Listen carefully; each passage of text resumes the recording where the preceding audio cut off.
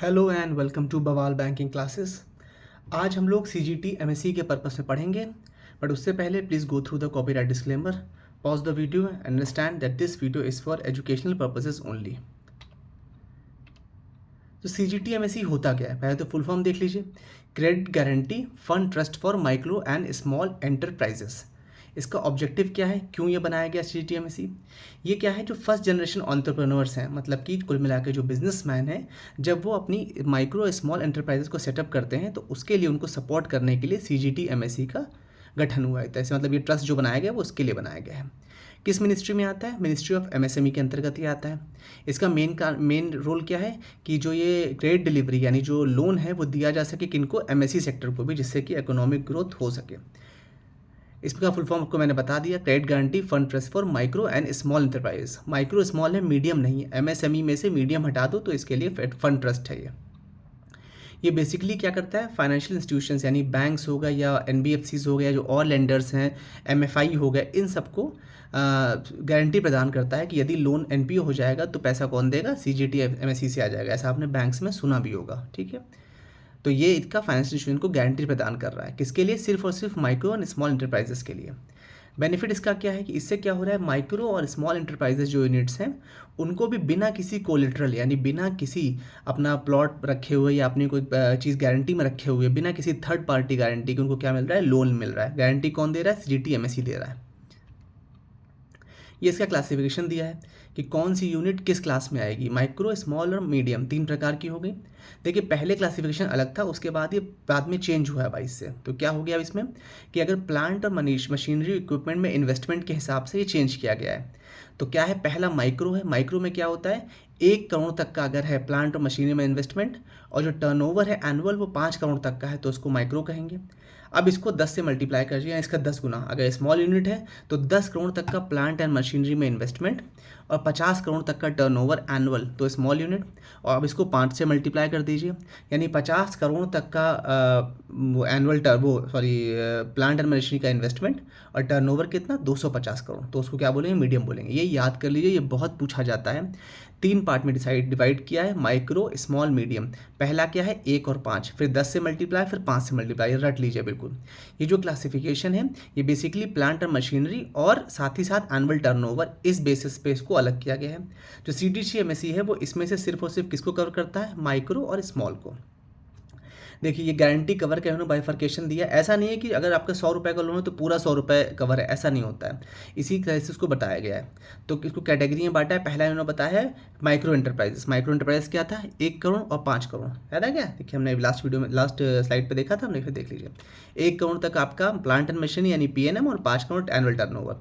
तो micro unit में मान लीजिए अगर आपने 5 तक का लोन दिया है फाइनेंशियल इंस्टीट्यूशन ने, तो उसमें मैक्सिमम गारंटी कवर कितना है? 85%, ठीक है। और 5 लाख से ऊपर 50 लाख तक का लोन है तो 75% का गारंटी कवर है। और 50 लाख से लेके 500 लाख यानी 5 करोड़ तक का लोन है तो भी 75% है। ये किस में है? माइक्रो में। तो माइक्रो में 3 हिस्सों में डिवाइड कर लीजिए। 5 लाख तक के लोन पे 85%, 5 से 50 लाख तक के लिए 75% और 50 लाख से लेके 5 करोड़ तक के लिए भी 75%। फिर एमएसएमई जो नॉर्थ ईस्टर्न रीजन में है, नॉर्थ ईस्टर्न रीजन, देखिए नॉर्थ ईस्टर्न रीजन वगैरह में ग्रोथ और चाहिए इकोनॉमिक, या जम्मू कश्मीर हो गए, यूनियन टेरिटरी ऑफ लद्दाख, इन सब में ज़्यादा ग्रोथ की रिक्वायरमेंट है। तो इसलिए क्या करते हैं कि इन जगहों पर ज़्यादा कवर दे देते हैं, जिससे कि इसमें बैंक और अग्रेसिव लेंडिंग कर सकें और जो पब्लिक है उसको फ़ायदा हो और ओवरऑल इकोनॉमी ग्रो कर सके। तो जो नॉर्थ ईस्टर्न रीजन या जम्मू यूनियन टेरिटरी या फिर आपकी लद्दाख इन या सिक्किम, इन सब में अगर कहीं पर भी होगा तो फिर कितना होगा? 80%। मतलब 50 लाख तक के लोन पर 80% और 50 लाख से 5 करोड़ तक के लोन पे 75% का गारंटी कवर दिया जा रहा है। मैक्सिमम एक्सटेंट है गारंटी कवर का। साथ ही साथ वुमेन एंटरप्रेन्योर्स के लिए, एससी एसटी के लिए और जो एमएससीज एस्पिरेशनल डिस्ट्रिक्ट, एडीपी चला था ना, एस्पिरेशनल डिस्ट्रिक्ट और एस्पिरेशनल ब्लॉक। तो अगर कोई एस्पिरेशनल डिस्ट्रिक्ट में आता है या जेडईडी सर्टिफाइड, जेडईडी क्या होता है? जेडईडी का मतलब होता है जीरो इफेक्ट डिफेक्ट, ये एक अलग सर्टिफिकेट होता है, ये आपको आगे बताएंगे। अगर जेडईडी सर्टिफाइड डिस्ट्रिक्ट है या एस्पिरेशनल डिस्ट्रिक्ट है या पर्सन विद डिसेबिलिटी है, तो या अग्निवीर द्वारा अगर कोई एमएससी में चलाया जा रहा है, एमएससी चलाया जा रहा है, तो उसमें गारंटी कवर कितना होगा? 85%। मतलब उसमें सबसे ज़्यादा गारंटी कवर है कितना? 85%। चाहे लोन 5 लाख तक का हो और चाहे 5 करोड़ तक का, कितना भी हो।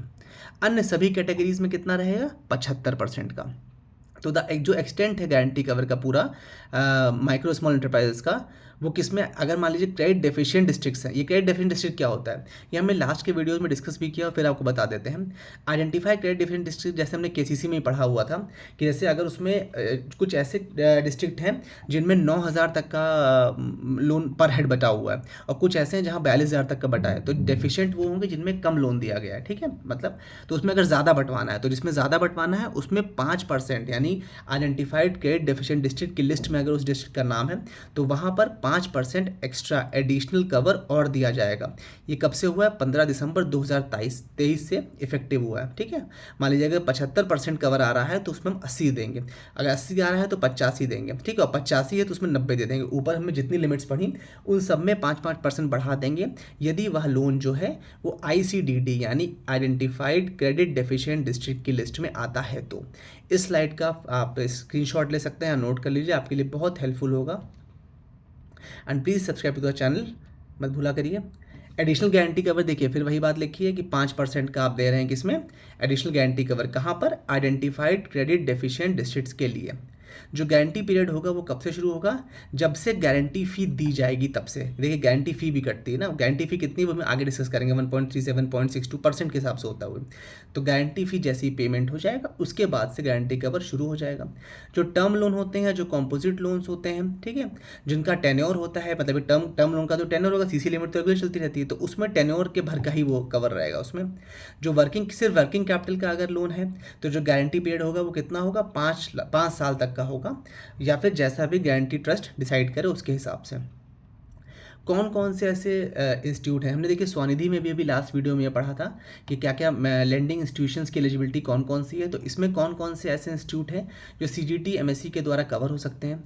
एक तो है शेड्यूल कमर्शियल बैंक यानी पब्लिक सेक्टर यूनिट्स हो गए, प्राइवेट बैंक, फॉरेन बैंक, ये सब। RRBs यानी रीजनल रूरल बैंक या क्षेत्रीय ग्रामीण bank, state financial corporations, NBFCs यानी non banking financial corporation, small finance bank, scheduled urban cooperative bank, micro finance institution, और जो गवर्नमेंट ऑफ इंडिया के और इंस्टीट्यूट हैं, साथ ही साथ SIDBI, NSIC, NEDFI, ये सब भी इसमें एलिजिबल हैं इस गारंटी कवर के लिए या इस स्कीम में इंक्लूड हैं। एप्लीकेशन के लिए क्या करना है, जो लेंडिंग इंस्टीट्यूशन है उनको क्या करना है, वन टाइम एग्रीमेंट करना है, किसके साथ, CGT MSE के साथ। तो वो क्या बन जाएंगे, MLI बन जाएंगे। MLI का फुल फॉर्म क्या है, मेंबर लेंडिंग इंस्टीट्यूशन, ठीक है। MLI फिर उसके बाद क्या हो सकता है, एक बार आप MLI बन गया, मतलब बैंक, जो भी बैंक इंस्टीट्यूट है वो MLI बन गया, उसके बाद वो अप्लाई कर सकता है गारंटी कवर के लिए, जिससे कि वो जो क्रेडिट फैसिलिटीज़ हैं वो दे सके। और इसको पैसा कब मिलेगा, जो क्लेम कब कर सकते हैं, मतलब अपनी जो गारंटीज़ को इन्वोक कब कर सकते हैं, जब SMA 2 का स्टेटस आ जाएगा तो वहाँ से उसमें कर सकते हैं, या फिर जो एप्लीकेशन डेट की लास्ट होगी वो है, ठीक है। बस मेन चीज़ क्या है कि अगर मान लीजिए आप XYZ का लोन है उसको कर रहे हैं, तो मेक श्योर कि वो लोन रिस्ट्रक्चर ना हो और वो SMA 2 में ना हो, अदरवाइज़ वो इस गारंटी में नहीं कवर होगा, ये ध्यान रखिएगा। अगर SMA 2 में हुआ या रिस्ट्रक्चर लोन हुआ तो वो CGT MSE में कवर नहीं हो सकता, मतलब स्टैंडर्ड या SMA 0 और 1 तक के ही कवर होंगे, उसके आगे नहीं। SMA आपको पता होगा, SMA का मतलब होता है स्पेशल मेंशन अकाउंट। 3 तरह के SMA होते हैं, ये भी आपको पता होगा, 0, 1, 2। तो SMA 0 क्या होता है, 0 से 30 दिन तक जब अदायगी नहीं आती है, 31 से 60 दिन तक नहीं आती तो उसको 1 बोलते हैं, SMA 1। और SMA 2 का है 61 से लेकर 90 दिन तक, उसके बाद 90 के बाद तो NPA हो जाना है उसको, ठीक है। क्रेडिट अप्रेजल अप्रूवल, जो MLI है यानी मेंबर लैंडिंग इंस्टीट्यूशंस हैं, ये रिस्पॉन्सिबल होते हैं किस लिए, एवैल्यूएट करने के लिए, अप्रूव करने के लिए कि जो क्रेडिट प्रपोजल है वो देने लायक है भी कि नहीं, उसमें उनका डिस्क्रिप्शन होगा और ड्यू डिलिजेंस उनको अप्लाई करनी पड़ती है। जो CGT MSE है वो जो ट्रस्ट है वो क्रेडिट, जो MLI का क्रेडिट एवैल्यूएशन है उसको ट्रस्ट करती है और उसी हिसाब से देती है, लेकिन वो चाहे तो उसको रीअप्रेज कर सकती है, चाहे तो उसमें विजिट भी कर सकती है, साथ ही साथ चाहे तो SIDBI भी इसमें विजिट करके वेरीफाई कर सकता है चीज़ों को, ये राइट है उनके पास। एसेसिंग अकाउंट डिटेल्स, जो मेंबर लैंडिंग इंस्टीट्यूशंस हैं ये एक्सेस कर सकते हैं अकाउंट जो भी कवर है उनके डिटेल्स को, और MIS यानी मिसलेनियस में रिपोर्ट्स भी निकाल सकते हैं MIS मॉड्यूल से। जो वेबसाइट उसका नाम क्या है, www.cgtmse.in। इसमें हर प्रकार की रिपोर्ट्स निकल आएंगी, जो इंस्टीट्यूट हैं वो निकाल सकते हैं, जो बैंकिंग या NBFCs जो भी हैं, उसमें क्या क्या एप्लीकेशन का स्टेटस है, क्या आपने कहाँ कहाँ गारंटी इन्वोक करी, किस किस का पैसा कटा है, किसका नहीं कटा है, किसको पैसा आ गया, वो सब चीज़ें उसमें आ जाएंगी। आरआरबी के विषय में बात करते हैं गारंटी कवर के लिए। तो जी हाँ, आरआरबी जो है वो उसमें जुड़ा हुआ है सीजीटी-एमएससी से। जो उन पर एक्स्ट्रा सपोर्ट है, जो भी स्मॉल, क्योंकि देखिए आरआरबीज जो है वो स्मॉल सेक्टर के बहुत लोन, एमएसएमई सेक्टर के बहुत लोन्स करते हैं। तो और खासकर माइक्रो स्मॉल के, मीडियम के तो उतने नहीं होते हैं, लेकिन माइक्रो स्मॉल के बहुत होते हैं, क्योंकि last mile connectivity RRB provide करते हैं। तो उन केसेस में इनको एक्स्ट्रा सपोर्ट दिया जा रहा है, ठीक है। जो रूल्स हैं वो इनको ही फॉलो करने होते हैं। जो सर्कुलर है वो 8 अक्टूबर 2021 का, वही इसके ऊपर भी एप्लीकेबल होता है। जो आरआरबी है, अगर वो ये रूल फॉलो करते हैं तो जो सीजीटी-एमएससी है वो उनको कवर हेल्प करेगा किसमें, जो भी रिस्क है उसको कवर करने में। जो सपोर्ट है, जो लोन ये कवर किया जाता है, ये स्मॉल बिजनेस शुरू करने के लिए और उसके डे टू डे एक्सपेंसेस को मैनेज करने के लिए है। आरआरबी जो है वो मैक्सिमम 200 लाख यानी कि 2 करोड़ तक का इसमें कवर कर सकता है, और इन्हें इसके लिए कोई एक्स्ट्रा सिक्योरिटी की आवश्यकता नहीं मांगनी पड़ती कस्टमर से मतलब ओवरऑल 2 करोड़ तक के लोन को कवर कर सकते हैं, ठीक है। किसी का 1 लाख, किसी का 2 लाख, किसी का 10, किसी का 5 लाख, कुल मिला के 2 करोड़ मैक्सिमम लिमिट है। अभी रिसेंटली इस लिमिट को बढ़ा के 5 करोड़ कर दिया गया। इसमें शायद अपडेट नहीं है, लेकिन एक्चुअली में ये न्यूज़ में था, तो मैं आपको बता रहा हूँ। अब फिर अप्लाई कैसे करेंगे, ये बहुत सिंपल। इसको अप्लाई करने का तरीका है, जो बैंक या लैंडिंग इंस्टीट्यूशन है, जब भी उनको एक्स्ट्रा प्रोटेक्शन चाहिए सीजीटी-एमएससी के द्वारा, तो उन्हें क्या स्टेप्स फॉलो करने होंगे। सबसे पहले तो वन टाइम अग्रीमेंट करना पड़ेगा। तो जो अग्रीमेंट होगा एक स्पेशल अग्रीमेंट होगा, इसको बोलते हैं वन टाइम अग्रीमेंट। ये कौन करेगा, आरआरबी करेगा सीजीटी-एमएससी के साथ, ठीक है। ये जो उसके बाद क्या हो जाएगा, जो लैंडिंग इंस्टीट्यूशन है वो ये लैंडिंग इंस्टीट्यूशन बन जाएगा आरआरबी सीजीटी-एमएससी के द्वारा। तो इसको क्या बोलेंगे, एमएलआई यानी मेंबर लैंडिंग इंस्टीट्यूशन। प्रोटेक्शन के लिए कैसे अप्लाई करेंगे ये लोग, तो जब एमएलआई है, अगर उनको चाहिए एक्स्ट्रा प्रोटेक्शन, तो वो क्या करेंगे, स्मॉल बिजनेस के थ्रू, तो वो क्या करेंगे, सबसे पहले एक उसको अगर गलत लोन चला गया है और वो लोन रीपे नहीं कर पा रहा है, मतलब जो कस्टमर उसका लोन अगर एनपीओ हो गया है, तो उसके बाद वो ड्यूरिंग द लोन या लोन ख़राब होने पर, मतलब SMA 2 के बाद में उसमें इन्वोक कर देंगे उसको, उस गारंटी को, और डिमांड करेंगे उनसे सीजीटी-एमएससी कि इसमें हमें पैसा प्रोवाइड किया जाए, बिकॉज लोन एनपीओ हो जाएगा, बशर्ते सारे रिकवरी के प्रयास कर लिए गए हों और उसमें कोई सिक्योरिटी या गारंटी नहीं होनी चाहिए। ये सबसे बड़ी शर्त है, ठीक है। तो ये जो लोन में उन्हें रिकवरी के लिए मतलब इन्वोक करनी है अपनी गारंटी को, वो कभी भी कर सकते हैं। इससे कोई फ़र्क नहीं पड़ता कि वो नया लोन है या पुराना लोन है, बट एक कंडीशन से उन्होंने कही गई है कि जो ये लोन है ये पहले से रिस्ट्रक्चर नहीं होना चाहिए और उसमें सारे रूल्स रेगुलेशंस फॉलो किए गए हों, from notice to payment to everything. तो जो लोन के डिटेल्स हैं वो कहाँ पर उसको मिल जाएंगे, वेबसाइट पे, कहाँ पे, cgtmsc.in पर। वहाँ पर एक सेक्शन है रिपोर्ट्स एंड MIS यानी मिसलेनियस। मैं MIS का समझ management information system full form होता है इसका, ठीक है। जहाँ पर जाके बैंक्स अपनी स्टैंडर्ड रिपोर्ट जनरेट कर सकते हैं और देख सकते हैं कि क्या कवरेज है और कितनी कवरेज है। यहाँ पर डेली, मंथली, वीकली हर प्रकार की रिपोर्ट्स निकल आती हैं। तो जो क्रेडिट गारंटी है उसमें रिसेंट अपडेट्स क्या क्या हुए देखिए। सबसे पहला अपडेट वही आ गया है। जो सीजीटी-एमएससी में पहले क्या होता था, 2 करोड़ तक का कवर था आरआरबीज के लिए, अब कितना हो गया, 5 करोड़ तक का। इसका मेन ऑब्जेक्टिव क्या है, जिससे कि गारंटी, जो क्रेडिट की गारंटी है उसमें एक फ़ीस देनी पड़ती है ना, उसको कोप अप किया जा सके। तो उस फीस का नाम क्या है, AGF, ठीक है, KGF नहीं है, AGF है, एनुअल गारंटी फ़ी। ये कब से इफेक्टिव हुई है, 1 अप्रैल 2023 से। अब देखिए नीचे स्लैब्स दिए, अगर 10 लाख तक का लोन है तो 0.37% हो जाएगी उसकी, किसकी, CGT-MSC की फ़ीस। 10 से 50 लाख तक का लोन है तो 0.55%, 50 से 1 करोड़ तक का है तो 0.60, 1 से 2 करोड़ तक का है तो 1.2 और 2 से 5 है तो 1.35। इसको याद देखिए कर लीजिए, पहला क्या है 0 से 10 तो 0.37 आपको याद रहेगा, 7 3 10 होता है ना। देखिए रीजनिंग लगाइए थोड़ी सी, 0.37 7 3 10 तो 10 लाख तक का ये हो गया। 10 से 50 क्या हो गया, इसमें क्या करिए आप, 10 से 50 है तो 50, 10 और 50 के बीच का एवरेज निकाल लीजिए आप, 50 और 60 के बीच का एवरेज निकाल लीजिए तो 55 हो जाएगा। याद करने का तरीका है, ये 50 और 1 है, इसको जोड़ लीजिए, 5 और 6 हो गया तो 0.60 हो गया। ये 1 से 2 करोड़ तो पॉइंट लगा दीजिए, 1.2 हो गया %, और 2 से 5 है तो उसमें माइनस कर दीजिए, 2 से 5 आया तो 3 आ जाएगा तो 1.35 कर दीजिए। बड़ी सिली सी टैक्टिक्स हैं, लेकिन आपको कुछ तो दिमाग में बैठेगा ना। तो 0.37, 0.55, 0.60, 1.2 और 1.35 स्लैब हो गए इनके। 10 लाख तक का, 10 से 50, 50 से 1, 1 से 2 और 2 से 5, ठीक है, इसके तक का लोन ये कवर कर रहा है इसमें। तो जो AGF यानी एनुअल गारंटी फ़ी है, ये चार्ज करेगा कौन, CGT-MSC चार्ज करेगा किससे, बैंक से। किसके लिए, जो भी गारंटीड अमाउंट होगा फर्स्ट ईयर का उसके हिसाब से ये करेंगे, और जो रिमेनिंग टर्नओवर होगा उसके हिसाब से होगा। तो जो स्टैंडर्ड रेट है वो यूनिफॉर्म होगा, चाहे कोई भी एक्टिविटी हो।